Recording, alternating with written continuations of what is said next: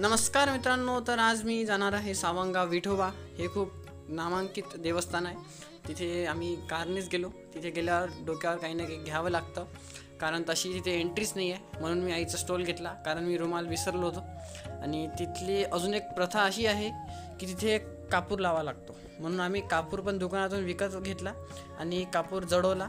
आणि तिथली एक विशेष गोष्ट म्हणजे अशी की जोपर्यंत कापूर पूर्णपणे जळत नाही आणि पूर्णपणेच म्हणजे विजतच नाही, तोपर्यंत आपल्याला तसंच तिथे उभं राहावं लागते.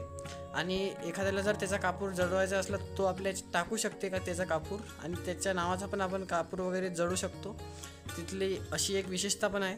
बाकी सर्वांनी पण तिथे छान प्रकारे कापूर वगैरे जळवला आणि देवाचं नामस्मरण वगैरे खूप छान प्रकारे केलं.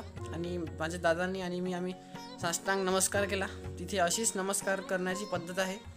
असाच नमस्कार केला तर तो देवाला पावतो, अशी तिथल्या लोकांची मान्यता आहे. आणि आम्ही असाच दोघांनी, दादांनी आणि मी, नमस्कार वगैरे केला.